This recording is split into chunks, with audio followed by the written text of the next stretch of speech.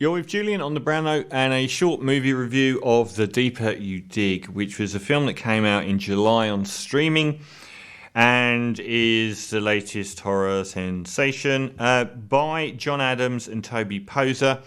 Their previous indie films I have not seen, and this is a very indie film. It's about Toby Poser, who is a divorced tarot card reader who lives in the Catskill Mountains. This is another area that deserves to be part of this whole, I don't know, outback America that seems to be taking cinema by the hold. She lives there with her daughter. Zelda Adams is the actress, called Echo. And they live in this snow-covered, mountainous town with, 500 people living there and up to their knees in snow. And her daughter is special. Well, she's got blue hair. And she's a little bit touched. I don't know what's wrong with her, to be honest. But she's. They live in this cabin in the remote woods, and one day Toby, the mother, comes home from work. It's pitch black, and we see that Zelda has been outside, or Echo has been outside sledding by herself in the night, and we also see the John Adams character, Kurt, a very sad man, drinking lonely at a bar, too much, too drunk at night, snowbound roads, not a good mix, and some deer cross the road on the way home, and we hear a thud, and once he gets out of the car, Echo is dead in the snow. Big problem. He's massively been drinking.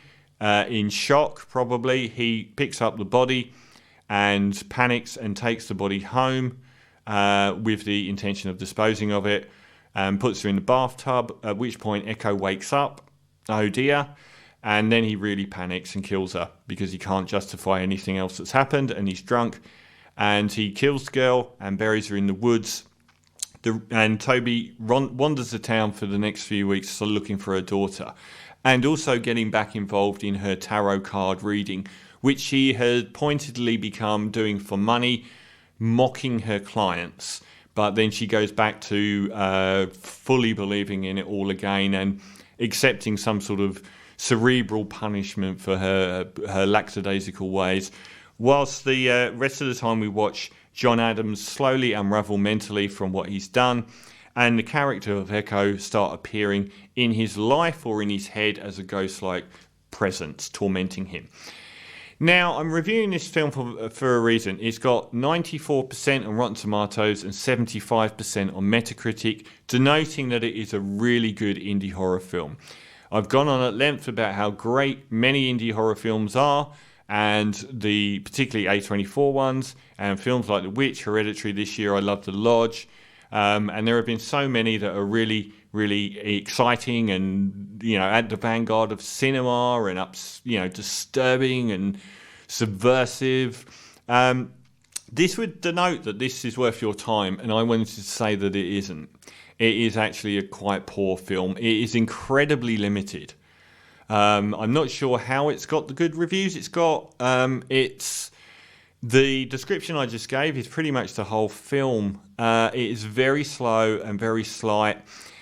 On the plus side, triple threat, John Adams, big future for him. He directs occasionally in this film very well. He acts really well in a very nuanced role that has very little dialogue. Got a lot of time for him there. The best thing about the film was the soundtrack and the use of sound, and he made the soundtrack. So that is a great triple threat there. I'm assuming he wrote it, but there's not much writing in this film. The directors were both of the two stars. There is nothing really that happens in this film. Every now and again there is a glimpse that it is about to explode into some, I thought the first time it exploded into weirdness that, okay, I've watched it for, an hour, and the last half an hour, because it's quite a brief film, is going to be awash with weirdness. And you get this really weird blast of cinematic weirdness, but 30 seconds later it's gone and it's back to mundanity. And I found the denouement itself, outside of probably 3 or 4 moments of abject weirdness, which are the best moments in the film by miles, that it never pursues. The denouement itself is really quite mundane. There's a little bit of graphic gore, but not much. And there's just nothing to this film. It's just far too slight to even pay attention to. So, unfortunately, the deeper you dig, despite the incredible presence of John Adams, who really impressed me, this film is cheap, and it often looks cheap, but it also comes across a bit cheap. And I have seen films on low budgets that have been really good.